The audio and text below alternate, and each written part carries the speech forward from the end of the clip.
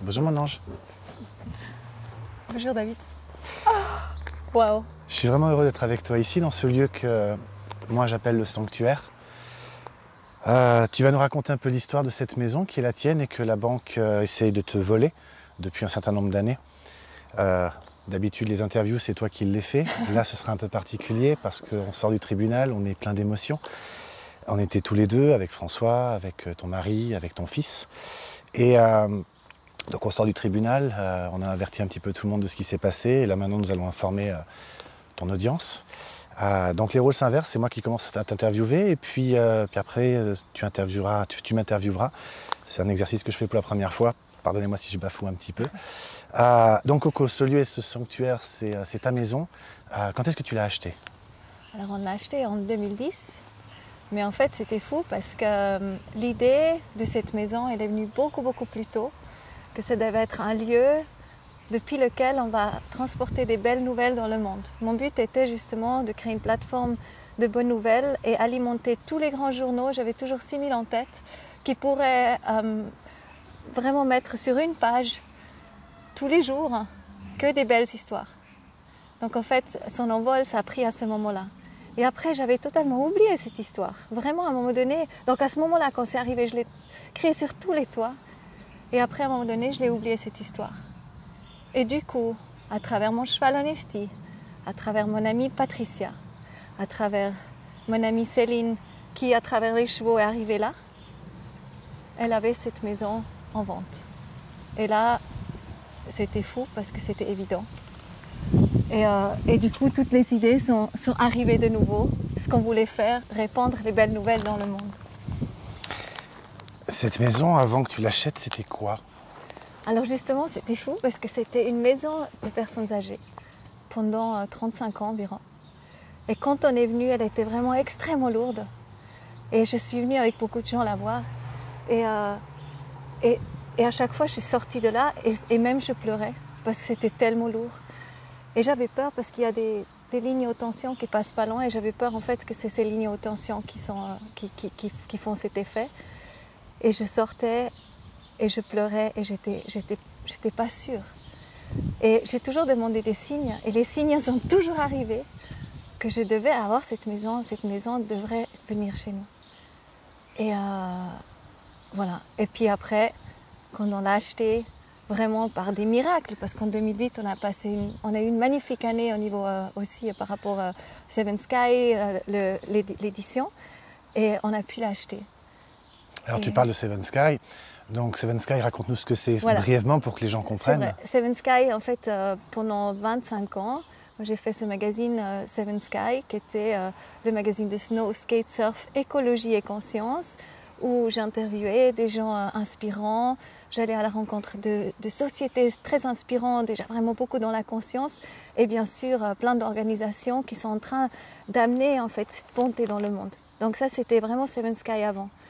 Et quand ça a commencé en fait à s'écrouler avec l'internet, c'était comme s'il y avait la vague derrière. Je savais que je ne pouvais pas continuer avec Seven Sky, la vague derrière moi. Et là, du coup, je me suis dit, mais tu dois surfer la vague. Et qu'est-ce que c'est? Et à ce moment-là, j'ai mis tout le meilleur que j'avais. Et j'ai créé une plateforme qui s'appelle sevensky.life. Voilà, qui est encore là en ce moment, mais voilà. Qu'on peut retrouver donc sur internet, www.sevensky.life. Voilà, L-I-F-E, mais ça va faire la place parce que justement, c'est encore pas le produit abouti, parce que je sens ce qui est important pour moi, c'est d'être dans cette collaboration. Et ça va être le Love Virus. Donc on va lancer la plateforme Love Virus où tout le monde va se sentir vraiment concerné. C'est pas seulement moi qui poste, qui est actuellement avec Seven Sky le cas, mais vraiment tout le monde va pouvoir poster, partager et on va ensemble établir, ancrer ce nouveau monde avec vraiment des pratiques, avec des solutions, avec du réel. Voilà. D'accord. Donc le lien entre Seven Sky et cette maison, on va le faire. Tu avais à l'époque une équipe de gens qui travaillaient pour toi, tu es entrepreneur. Donc toi tu connais la difficulté de monter une entreprise, de te battre tous les jours pour tes idées, les problèmes économiques, les problèmes juridiques, etc. Tout ça tu connais. Tu avais une équipe, combien de personnes tu gérais à l'époque? Bon, on avait jusqu'à 25 avec mon mari. Hein. 25 Ouais, avec ton ouais. mari. Et puis malheureusement, suite à cette déferlante Internet et les problèmes liés justement à l'édition, tu as dû licencier toutes ces personnes-là. Oui, ça c'est vraiment venu à ce moment-là. Ça Ouais. a été lourd, ça a été dur. C'était très lourd. C'était très dur, mais c'est vrai que quelque part, j'ai toujours eu cette foi. Il y a quelque chose qui m'a toujours poussée quand même en avant et de savoir il y a quelque part un chemin et une guidance qui m'échappe, mais qui est totalement là. Et je l'ai toujours. Alors revenons à cette maison. Donc tu vois cette maison en 2008, tu l'acquiers en 2010. Tu vas avoir une banque que l'on ne va pas nommer. Et cette banque donc t'accorde un crédit immobilier. Cette maison était dans un état, en tout cas pas dans celui dans lequel il est maintenant. Raconte-nous dans quel état était cette maison. Ah, mais c'était... en fait, on a enlevé, je crois, 8 couches de tapis. Oh. Elle était directement sur le sol. Donc en fait, elle était vraiment...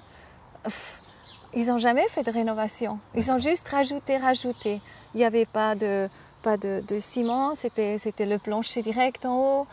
En fait, après, on l'a totalement décortiqué, en fait. Et on a créé vraiment un bijou. Et ça, c'est vraiment mon mari qui a un goût extraordinaire. On a créé ce bijou-là et c'est devenu quelque chose vraiment avec... Dans les murs, on a plein de mots d'amour partout dans les murs, en fait, tout ce qu'on souhaitait pour cette maison. Et moi, j'ai toujours dit, c'est une maison, en fait, chaque personne qui rentre, en fait, devrait sortir plus heureux que comme elle est rentrée. C'était ça mon intention pour cette maison. C'est toujours ce que j'ai ressenti en venant ici. C'est pas pour rien que j'appelle cet endroit le sanctuaire. C'est vraiment un lieu magnifique. Donc la maison, tu l'acquiers. Il y a des années de travaux. Oui, 2 ans. 2 ans de travaux. La banque suit et prétend payer les travaux. Oui. Et un beau jour, elle débarque et elle fait une estimation de la maison et elle dit voilà, la maison vaut X millions et maintenant il faut rembourser. Et là on arrive, je crois, en 2012. Non, 2012, on vivait ici. Ouais. C'était en 2016 qu'on en a commencé à avoir des problèmes financiers. Et à ce moment-là, quand on a appelé la banque, on a dit est-ce que vous pouvez nous donner un coup de pouce? Voilà. Et à ce moment-là, au lieu de nous donner un coup de pouce, j'ai dit mais on est en train de monter un projet magnifique, mais aidez-nous. Et à ce moment-là, au lieu de nous aider, ça c'était en 2016 effectivement, ils ont fait le contraire. Voilà. Et là, on m'a dit mais Coco, c'est normal. En fait, les banques, c'est comme ça, c'est quand tu vas mal, ils vont te manger, et quand tu vas bien, ils t'invitent au théâtre. Et c'était effectivement le cas. Donc moi, j'y croyais pas. Donc j'ai appelé le banquier, j'ai dit, mais vous ne rendez pas compte tout ce qu'on fait vraiment quelque chose de beau pour la nature, pour l'humanité. Et en fait, ils étaient totalement insensibles au sujet. Je comprends, ouais. Effectivement, c'est malheureusement ce qu'on constate. Et pourtant, cette banque, tu avais des relations d'affaires avec elle depuis combien d'années? Ah oui, ça fait 25 ans, 23 ans. Ouais. 23, 25 ans. Donc au bout de 23, 25 ans, alors que tout allait bien, au moment où justement tu avais besoin d'aide, Oui. c'est là que la banque t'a laissé tomber. Oui, Et en plus de ça, ils ont fait toute une manipulation qui leur a permis de vraiment vous coincer, puisque ton mari a été mis en faillite personnelle, Voilà. ce qui t'a empêché, toi et ton mari, vous avez été empêchés quelque part de pouvoir faire appel à un autre banquier, à une autre banque. Totalement. Raconte-nous. On ne pouvait plus, donc en fait on était inscrits, même mon mari était inscrit à la SEC. Et puis la SEC, c'est vraiment les personnes non grata. Et quand tu es inscrit à la SEC, tu peux aller nulle part. Donc en fait, on a eu la Raiffeisen ici, elle était venue ici. Et ils ont dit, mais madame, oui, c'est totalement possible qu'on reprend ce crédit. Et même avec 1% sur 10 ans, etc. Et 2 semaines après, ils nous appellent, ah non, on est désolé. Et j'ai eu plusieurs cas comme ça, on est désolé. Donc on a fait beaucoup de démarches auprès de différents instituts. Et au début, il y avait quelquefois vraiment des feedbacks positifs. Et après, toujours désolé, on n'avait pas compris. Jusqu'à ce que quelqu'un nous a dit, mais en fait, c'est pas possible puisque vous êtes inscrit à la SEC. Donc mon mari est inscrit à la SEC. Et en fait, on n'a pas le droit d'un crédit. Donc voilà. Il n'y a aucune chance. Mais par contre... Je rappelle qu'on est en Suisse, parce que cette démarche que nous avons faite ce matin au tribunal dont nous allons parler, en ce moment sur Internet, la fraude du nom, l'OPPT dont nous allons discuter commence à être très connue, surtout en France. En Suisse, on est peut-être des précurseurs. Ce qui s'est passé ce matin en Suisse est probablement une première. Donc en France, ça aurait été une inscription auprès de la Banque de France pour dire que ben voilà, cette personne est en surendettement, ne rembourse pas, donc elle ne peut plus obtenir de crédit de quelque sorte que ce soit. Nous, on est en Suisse, et en Suisse, c'est la ZEC, Z-E-K, c'est la même chose, c'est le même principe. Oui. Voilà. Donc les banques, lorsqu'on s'adresse à elles pour demander un crédit, elles vont vérifier auprès donc de la ZEC. Et si on est inscrit auprès de la ZEC, on ne peut obtenir de crédit. D'accord, bien. Donc ce matin, on était au tribunal. Alors pourquoi est-ce qu'on y était du coup? Parce qu'il y a toute une histoire aussi derrière. Depuis des années, tu réponds, tu envoies des dossiers, tu écris. Tu as écrit à la banque, tu as écrit à l'Office des poursuites. Pour nos amis français, l'Office des poursuites chez nous en Suisse, c'est un petit peu l'équivalent de l'huissier en France.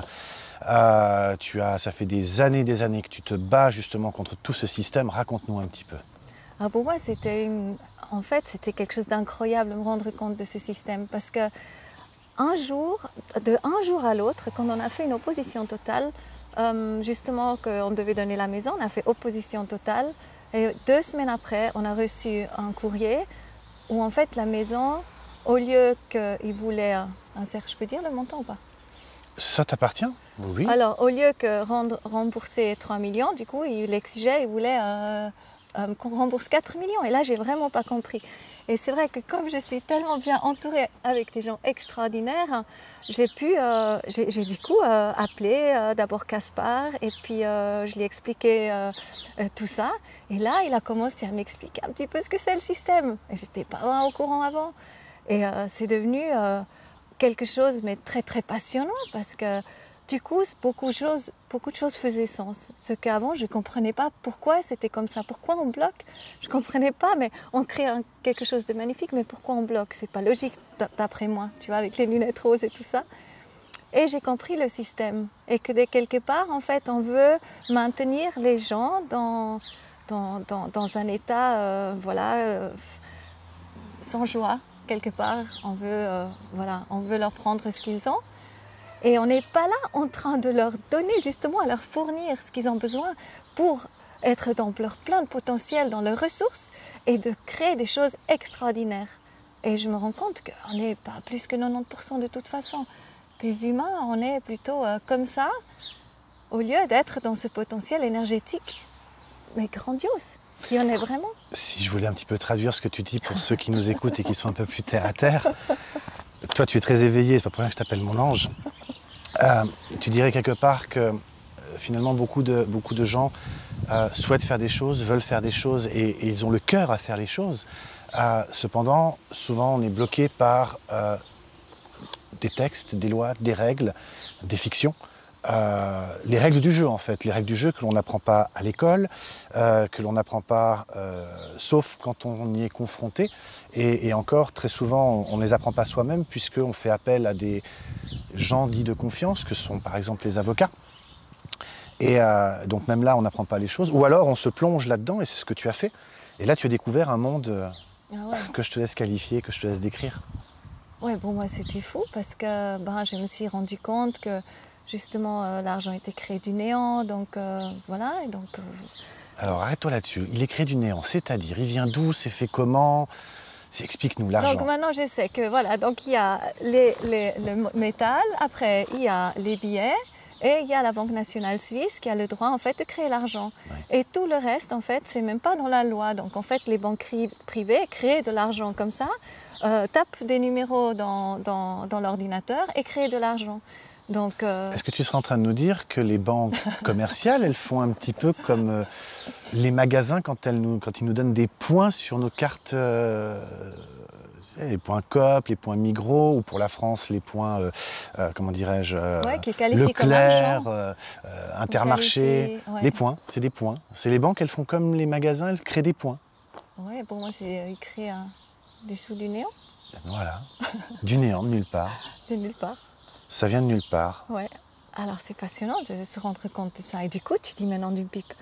Si moi j'ai payé tellement, je veux dire, tous les économies sur 25 ans, on a mis dans cette maison, on a beaucoup payé pour cette maison. Et Mais tu as payé, comment tu as eu l'argent toi pour le payer tout ça? Tu as travaillé? Ben oui, c'est clair, on a travaillé. Tu te levais le matin, tu faisais ton activité, oui. On a engagé, tu te débattais. On a fait marcher l'économie, on a payé les impôts, etc. Mais bien sûr. Et de son côté, lui, le banquier, tout ce qu'il a à faire, c'est taper des chiffres, faire enter. 3 millions, tac, ok. Et c'est créé comme ça. Ouais. C'est Et dingue, quand même. après c'est difficile pour moi d'expliquer, mais voilà, c'est toujours équilibré en fait. Quand il met le chiffre, donc moi je crée avec ma signature, donc il peut, si je dis ok, j'ai besoin d'un crédit de 1000 par exemple, donc il crée un Tu crédit signes de un 1000. contrat, Je signe un contrat, lui il le met dans son passif, donc il le met au passif, donc il le dans, met là, dans dans son- le bilan, dans son bilan, et en fait l'actif c'est de toute façon d'office équilibré en fait. parce qu'il met les chiffres qu'il y a écrit là, de l'autre côté de la comptabilité. Donc si c'est équilibré, Voilà, c'est toujours équilibré en fait. alors qu'est-ce qu'on leur doit? Non, rien du tout. Ah, Ouais. c'est intéressant ça. C'est très intéressant. Hein. Merci David. Hein. Et après, c'est juste incroyable parce que justement, je suis tombée sur les bonnes personnes. Et comme c'est un truc magique, et même aujourd'hui, c'est de grâce. Je veux dire, on est tombé vraiment sur un juge qui nous a entendus. Tu as pu parler, François a pu parler, mon mari a pu parler, Anthony a pu parler, j'ai pu parler, on a pu s'exprimer, on a pu exprimer la vérité. C'est la première fois en 4 ans qu'on était déjà 3 fois au tribunal fédéral quand même avec cette affaire. Et à chaque fois, on nous a ignorés. On était même à la Cour des droits d'hommes. C'est juste. Mais voilà, donc là, j'étais encore, je pense, vraiment pas prête. Mais par contre, aujourd'hui, on a pu s'exprimer. Et c'était beau. Et je suis contente. Alors aujourd'hui, on a pu s'exprimer dans un tribunal qui est rattaché au tribunal de première instance du tribunal de Lausanne, qui est un tribunal cantonal, qui se nomme la chambre... La chambre patrimoniale. La chambre patrimoniale, voilà. Et aujourd'hui, c'était le délai qu'on aurait eu notre expulsion. Voilà. Normalement, on pensait en arriver et on va avoir notre expulsion. Voilà. Mais il vous a entendu, il nous a entendus. Alors, à parler du tribunal, justement, donc on était convoqués, enfin tu étais convoqué avec ta famille à 9 h ce matin. Nous sommes venus avec François de Siebenthal, qui n'est pas avec nous maintenant, malheureusement. Il est très occupé. Tu nous as fait des procurations à François et à moi-même. Nous avons pu rentrer dans ce tribunal, donc on est rentré dans un vrai tribunal. On est rentré dans une cale de bateau. Ah oui. Alors, on est rentré, il y avait le juge devant qui était assisté de sa greffière. Il y avait l'avocat de côté l'avocat et puis on ne sait pas qui parce que cette femme ne s'est pas présentée. Et puis toi, ton mari et ton fils, vous étiez donc à la table. François et moi avons été mis derrière parce que nous n'étions pas attendus. Oui. Alors raconte-nous donc. Alors voilà, donc j'ai tout de suite demandé, parce que moi j'ai pas ces articles de loi comme toi qui connaît tout par cœur, etc. Moi j'essaye d'apprendre. C'est tellement grand. Et j'ai demandé si je pouvais donner la procuration, et puis il a permis ça. Après il a demandé, il a dit que l'audience s'est levée un petit moment. On est sortis, ils ont décidé que vous avez effectivement droit de rentrer en discussion. Ils avaient préparé 2 chaises pour vous, vous ne l'avez pas tout de suite eu. Moi j'ai tout de suite eu, je dis oh c'est cool. Et après, il a effectivement donné la parole à tout le monde, donc à l'avocat en premier, qui a dit un petit speech. Moi, je n'ai pas trop compris ce qu'il a dit. Ensuite... Alors l'avocat, apparemment, il a repris son document, il a fait faire quelques modifications par rapport à ce qu'il avait déjà déposé au tribunal. Je n'ai pas trop compris ce qu'il cherchait à modifier, mais effectivement, s'il fait des modifications, c'est qu'il est revenu sur quelques... Enfin, c'est un jeu, tout ça, c'est continu. Voilà. Donc lui, il parlait, puis après, il nous a commencé à donner la parole à nous 5. Et c'était beau, parce que mon fils, il a dit, voilà, donc moi, je suis indépendant. D'abord, il y a eu la... Ah oui, j'ai laissé tout le dossier qu'on a préparé jusqu'à 3 h ce matin, avec David. C'était incroyable, parce qu'il est nouveau arrivé comme ça. Je veux dire, c'est tellement guidé. C'est la providence. J'apprends le mot providence. C'est même toi qui es moins croyant comme ça, mais franchement, là, c'est juste magique ce qui se passe. Hein. C'est beau ce qui se passe. Merci 1000 fois. Hein. Donc on a remis le dossier. Et alors ce dossier qu'on va montrer, il y a plein de choses dedans. Là, ils ont suspendu du coup l'audience. Oui, pour prendre connaissance du dossier. Voilà. Et ils nous ont rappelé peut-être 10-15 minutes après. Oui. Là, l'avocat de... J'ai pas envie de dire la partie adverse, parce que je crois pas qu'on soit en guerre quelque part. Non, pas du tout. En plus, il m'a fait un beau sourire. Voilà. Et la dame aussi. La dame aussi, ouais. Disons, voilà, l'autre côté de la salle, hein, oui, ils font la leur demanderesse, je crois, ils appellent ça. Ils font leur boulot. Voilà. Il a fait un petit plaidoyer, et il s'est réservé le droit de contrer donc un droit de réponse par rapport à ce que nous allions dire. Puis le juge s'est adressé de notre côté, et là il y a ton fils qui a parlé. Oui. Qu'est-ce qu'il a dit ? Mais lui, il a juste dit voilà, qu'il est un jeune indépendant, et puis avec l'histoire de Covid et tout ça, que lui, il a juste envie de rester dans cette maison le plus longtemps possible, parce que ce n'est pas une période où c'est bien justement de mettre beaucoup de tumulte, parce qu'on ne sait pas ce qui va se passer, etc. Voilà, c'était un petit peu ça. Après, il y a ton mari qui a parlé? Mon mari, lui, c'était vraiment parce que lui, il est vraiment très touché par rapport à tout ce qui s'est passé. Et puis, il a juste exprimé, en fait, vraiment, vraiment, quelque part, cette bataille hein, pendant les 4 ans où c'était très, très lourd. Il a dit quand même, il était très content de faire ce travail parce qu'en fait, il a appris énormément. Mais par contre, il en a quand même beaucoup souffert. Hein. Non, il en souffre beaucoup, ça se voit. C'est vrai que c'est lourd à porter ce qui se passe et beaucoup de gens subissent la même chose. Et c'est vrai que c'est facile d'abandonner, c'est très très difficile d'aller, on va dire, de l'avant, surtout quand on est abandonné par ceux qui sont censés nous aider. Et puis tu as parlé toi. Et là, toi, tu as parlé avec le cœur. Oui, bah, tout le monde a parlé avec le cœur. Hein. Béni aussi, je le fondais, hein. Je trouvais ça beau comme il parlait. Et puis moi, j'ai juste expliqué, quelque part, comment voilà, je crois en la vie. Et puis comment après, vous êtes venu aussi dans ma vie. Bah, c'est sûr que sans vous, je n'aurais pas pu faire cette démarche. Et tu leur as expliqué 2-3 petites choses qui ont été assez importantes. Tu leur as par exemple expliqué qu'il fallait que la banque produise le titre original. Oui. Alors ça, c'est quelque chose de clé. J'ai le document sous les yeux ici. Il y a un arrêté du tribunal fédéral qui est l'ATF 143, livre 3, page 208, qui dit que la présentation au paiement comporte la production matérielle du titre original à la personne qui doit effectuer le paiement. Traduction, la banque qui exige le paiement, elle doit venir avec le document que tu as signé avec elle. C'est ça. Est-ce qu'elle est un jour venue avec ce document? Est-ce qu'elle a donné ce document? On demande ça depuis l'année passée, début de l'année passée avec toi. Et ni l'office de poursuite, ni la banque est venue. En fait, non, ils ont dit on a déjà tout fait. Et ni les tribunaux ont essayé de trouver la vérité. Donc non, personne n'est venu. Et puis c'est vrai, aujourd'hui, je pense que c'était encore une fois dit qu'on a besoin de ça parce qu'on sait que ces titres-là vont être titrisés, ça va être vendu à une autre banque, ça va créer plus d'argent, etc. En plus, en fait, que l'argent est créé du néant. Et là, il existe effectivement une jurisprudence que tu m'as montrée cette nuit, donc c'était magnifique parce que du coup, on a remis un dossier que du concret. Que du concret. Que du concret, ouais. Donc à ce jour, la banque n'a jamais montré le titre original avec vos signatures originales. En fait, elle n'a montré que des copies. Oui, parce qu'ils l'ont vendu. Certainement. Alors on peut suspecter effectivement, donc avant de partir sur la partie titrisation, on va vraiment rester sur le titre original parce que ça c'est important à comprendre. La banque ne présente pas le titre original jusqu'à ce jour, ni au tribunal ni à l'office des poursuites, donc ça veut dire que la banque ne présente que des copies. C'est ça. Et donc tout le jeu juridique aujourd'hui ne travaille qu'avec des copies. Mais les copies, elles n'ont aucune valeur. Oui. Donc tout ça finalement tombe à l'eau puisque la banque ne peut pas présenter le document original. Ouais. D'accord. Toi par contre, tu en as une copie de ces documents originaux. Absolument. Voilà, on les a vus hier, ils sont dans ton classeur. En fait, si la banque ne présente pas le titre original, alors que nous on l'a, ça veut dire quelque part, c'est un peu comme le principe du chéquier, ou pour nous le bulletin de versement en Suisse, hein, il y a 2 côtés. On doit pouvoir être en mesure de rassembler les deux. S'il n'y a pas les 2 côtés, c'est pas valable. Si je t'amène une copie de mon bulletin de versement, mais pas l'original, on ne peut pas rassembler les choses. C'est un peu comme quand on va au magasin finalement. Si on ramène un matériel qu'on a acheté et puis on amène une copie du ticket, ils ne le prendront pas. Oui. Ils ont besoin de l'original. On est d'accord. Or là, la banque ne présente pas l'original, elle présente une copie au tribunal. Le tribunal suit la procédure. La banque va à l'office des poursuites avec l'original. L'office des poursuites ne travaille qu'avec des copies, donc elle n'a pas à chercher de savoir si le document qu'on lui présente il est vrai ou faux. Il va à l'office de poursuite avec l'original, c'est pas sûr. Il n'y a que des copies apparemment. Ouais. Voilà, il n'y a que des copies et jamais l'original est montré. Ouais.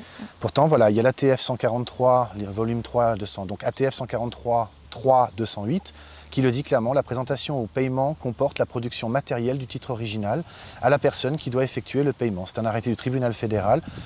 En gros, pas d'original, pas d'obligation. Oui. On va bientôt arrêter, je pense. Après toi, il y a François qui a parlé. Après moi, c'est François qui a parlé et que lui parle surtout aussi toujours de l'usure, justement, qui montre que voilà, de l'argent créé du néant ne peut pas... c'est de l'usure de toute façon, puisqu'il demande... Explique-toi peut-être, c'est logique. Alors, les banques disent qu'elles prêtent quelque chose. Prêter, on va le faire. Voilà, je te prête mes clés de voiture. Voilà. Donc je ne les ai plus. Oui. On est d'accord. Je ne peux pas aller à ma voiture, c'est toi qui as les clés. Je te prête mes clés de voiture. Les banques, c'est pas ça qu'elles font, en fait. Elles ne prêtent pas l'argent des déposants ou des épargnants. Hein. Elles ne prennent pas l'argent à droite pour le mettre à gauche, sinon les épargnants, ils verraient leur compte bancaire diminuer. Elle ne fait pas ça, la banque. La banque, en fait, elle crée des chiffres à partir de rien. Donc, c'est-à-dire qu'elle te promet, si moi je suis une banque, je te promets que je paye pour toi. Or, la banque, elle ne paye pas, en fait. Elle ne fait que des promesses de paiement. Voilà. Donc François a rappelé ça. Donc s'il n'y a pas de... Comment il a dit ça? S'il n'y a pas de cause, il n'y a pas d'obligation. Oui, quelque chose comme ça. Un truc comme ça, il a rappelé plein de faits. François a parlé longtemps, j'aimerais bien qu'il soit là interviewé pour qu'il puisse rappeler ce qu'il nous a dit. Parce que moi, pendant ce temps, je préparais mon plaidoyer, donc je n'ai pas franchement écouté ce qu'il a dit. J'ai entendu quelques petites phrases. Et puis après, là, je m'en suis mêlé. Oui, magnifique. Et là... La fraude du nom, l'OPPT, tout a été sorti. One People Public Trust, en fait, c'était... Peut-être tu expliques juste le... Oui. Alors j'ai commencé par leur rappeler un... En 1900, attends peut-être, juste ce que j'ai compris. En 1992, toutes les sociétés sont devenues des corporates. En Suisse. En Suisse, la confédération, les cantons, les communes, les districts sont devenus des corporations. C'est écrit dans l'article 762 du Code des obligations. Donc des entreprises. Donc des entreprises. En 1994, en fait, ils sont partis, ils font partie de l'UCC. Hein? Depuis 1994, l'uniforme commercial code ou le code uniforme du commerce s'applique en Suisse. On trouve ça dans la loi sur les titres intermédiaires, enfin le message sur la loi sur les titres intermédiaires. C'est ça. Et en 2012, le 28 novembre 2012, il y a eu des experts comptables, des experts juridiques, financiers, qui ont pu prouver que ce que faisaient les banques et les gouvernements, c'était énormément d'escroquerie, de fraude. Donc ils ont produit des pièces, de l'esclavage. Ils ont produit des pièces pour pouvoir le prouver. Et en fait, tous les gouvernements, avec tout qui va avec, en fait, ont fait forclos. Ils sont devenus forclos. Ouais. Voilà, explique le forclos. Alors le forclos, lorsque l'on met une société en situation de foreclosure, cela signifie qu'en fait, elle n'a plus le droit de conclure de nouveaux contrats, donc de lancer de nouvelles activités ou de continuer, on va dire, son business. Elle doit terminer ce qu'elle a en cours. C'est le principe. C'est comme si en fait on disait voilà, ce que vous faites est illégal, donc maintenant vous arrêtez de fonctionner. Vous avez un temps donné pour remettre de l'ordre dans vos affaires, mais à terme vous êtes fermé. Donc vous ne pouvez pas conclure de nouvelles affaires. C'est pas une mise en faillite, parce qu'une mise en faillite c'est lorsque il y a des problèmes financiers. C'est on donne l'ordre d'arrêter l'activité. Voilà. Alors ce matin on leur a sorti des documents, ils sont un peu embêtés quand même. Hein.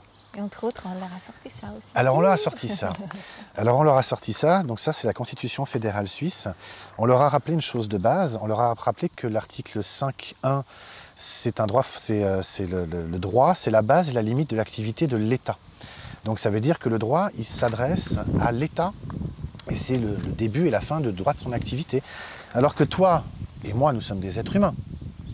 Et les êtres humains, ce sont, si on reprend par exemple la Bible, ce sont des esprits qui sont incarnés dans la chair. Donc nous sommes des esprits incarnés dans un corps d'os, de chair et de sang. Et ça fait de nous des particuliers. Oui. Et les particuliers, d'après l'article 5.3 de la Constitution fédérale, doivent agir de manière conforme aux règles de la loi divine. La loi bonne foi. De la bonne foi, qui inclut la loi divine. Et le droit négatif. Donc tout le droit négatif, ça ne veut pas dire qu'il n'est pas bien. Hein. Le droit négatif, c'est parce qu'il n'a pas été écrit. Le droit positif, c'est le droit qui est écrit. Voilà. Donc tout ça, les règles du jeu, de cette illusion, de cette matrice, et le droit négatif, c'est ce qui n'est pas écrit. Donc c'est les lois universelles, hein, comme par exemple ça, c'est une loi universelle. On peut écrire dans tous les textes qu'on veut que ça doit monter, ça tombera toujours. Voilà, c'est immuable. Ça, c'est une loi universelle, on ne peut pas la changer, c'est comme ça. Et puis, il y a les 10 commandements, justement, tu ne tueras point, tu ne voleras point, etc., etc. Ce qu'essaie de faire la banque, elle essaie de te voler. Et en fait, en dessus, il y a la source, il y a Dieu. Voilà. Alors, justement, il n'y a rien d'autre entre nous et la source. La Constitution, elle commence par au nom de Dieu Tout-Puissant. Ouais. Donc, on se réfère à la divinité. C'est ça. Voilà. Alors, ce matin, au tribunal, on les a un peu embêtés parce que on leur a expliqué surtout que la personne juridique est une fiction. Et j'ai produit un document que j'ai trouvé... Donc, quand on voit toujours, quand c'est écrit en grand, voilà, Corinne Nicole Tascheperter, c'est toujours écrit en grand. En majuscule, C'est en une lettres fiction, capitales. c'est une personne juridique, c'est une société, c'est pas moi. Moi, je suis l'être vivant en chair et en os, Coco, comme je m'appelle, etc. Voilà. Mais c'est là. Et en fait, après, on va pas rentrer, on va faire une autre vidéo une fois avec ça. Mais en fait, quand nos parents, ils écrivent dans le carnet de naissance. Ils nous déclarent, oui. Voilà, ils écrivent notre nom, en fait, quelque part, ils nous vendent. Hein, on fera une vidéo dédiée à ça, peut-être tout à l'heure, et puis on va séparer. On va peut-être aussi bientôt arrêter parce qu'il commence à beaucoup pleuvoir là. Oui, il commence à pleuvoir, on va changer de lieu. Alors, on leur a produit un premier document qui est disponible chez Wikileaks, qui s'appelle de mémoire Vatican_2008.pdf. Et alors, ce document, qui est une déclaration du professeur Settimio Carminiani Cardini, explique de mémoire en page 7 ce qu'est justement une personne juridique, et il nous explique, alors c'est en anglais, hein, que c'est une fiction. C'est une fiction. Donc moi ce matin je leur ai produit ce document en leur disant voilà donc la personne juridique est une fiction et je leur ai rappelé d'ailleurs leur cours de droit puisque lorsqu'ils sont à l'université ils apprennent justement que la personne juridique est une fiction. Monsieur Olivier Guyot qui est professeur de droit à l'université de Neuchâtel a écrit un livre qui s'appelle Droit des personnes publié en 2018 où sur la première page du premier chapitre on apprend effectivement que les personnes juridiques sont des fictions. Donc lorsque l'on qualifie lorsqu'une entité existante, une entité du corps matériel est qualifiée juridiquement de personne, elle acquiert cette capacité de jouer un rôle sur la scène juridique. Donc je leur ai dit ce matin, on joue donc un jeu. Et donc dans ce jeu, il y a des règles. Voilà, les règles, on va les rappeler. Hein. La personne juridique est une fiction. Alors je leur ai amené tout le cheminement qui va jusqu'à... Donc c'est une fiction, donc la personne juridique est une fiction, que le droit international s'applique en Suisse, puisque le code UCC également s'applique en Suisse depuis 1994, que la Constitution, l'article 5.4, oblige les cantons et la Confédération à respecter le droit international et que, comme tu l'as dit tout à l'heure, il y a un groupe d'avocats qui ont déposé le 28 novembre 2012 un document qui démontrait que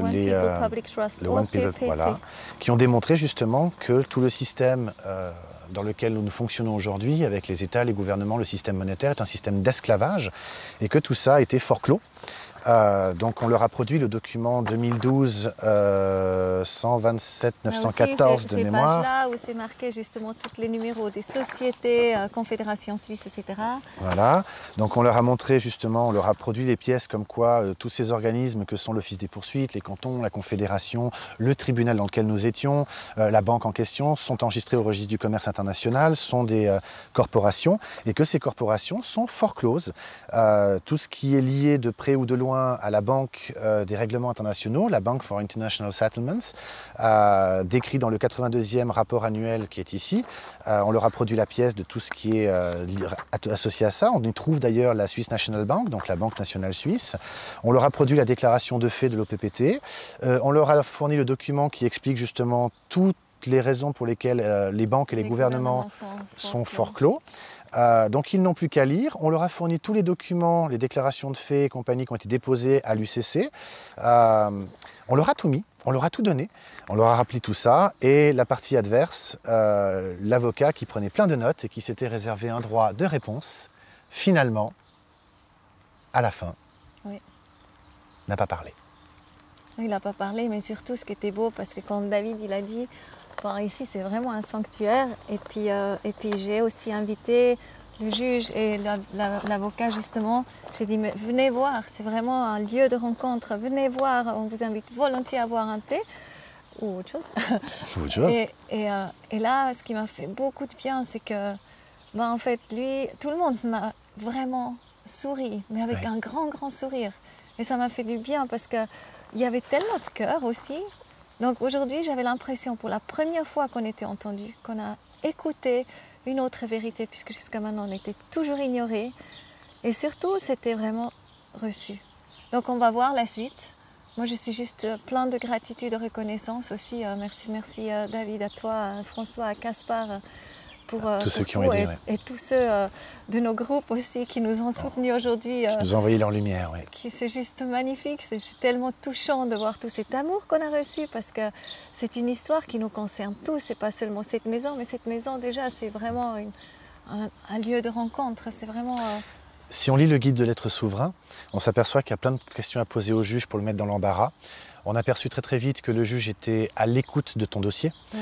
Donc nous n'avons pas mis le juge dans l'embarras. Ouais. Et Ouais. effectivement, quand on a fini Et nos merci le plaidoyers, juge, hein, merci c'est- le juge, effectivement le Ouais. fait de ne pas l'avoir mis dans l'embarras et Ouais. le fait qu'il nous ait écoutés, on pense probablement qu'on a marqué des points. Ouais. Alors l'avantage de ce tribunal, qui est un tribunal de première instance, qui est un tribunal cantonal, c'est qu'ils vont donc statuer, ils vont rendre leur décision, et donc tu auras possibilité de faire recours. Oui, c'est ça. Donc l'affaire n'est pas terminée. Au lieu qu'aujourd'hui, voilà, c'était quelque part, voilà, expulsion, on pensait un peu, mais non, Voilà. c'est pas ça, quoi. Donc on est là, et puis l'idée, c'est de créer ici, justement, ce lieu de rencontre avec une tente, puis on pourrait faire des conférences pour amener, justement, ce nouveau monde, pour pouvoir partager des histoires, pour pouvoir accueillir des gens aussi qui sont des moments difficiles des fois dans leur vie. Ils ont juste besoin d'un petit peu de peps. Et du coup, en étant tellement entourés de belles histoires, de belles personnes et événements, en fait, ils vont le recevoir et ils vont nous repartir ensuite vraiment avec rempli de foi et pour propager ça plus loin. C'est Love Virus quelque part.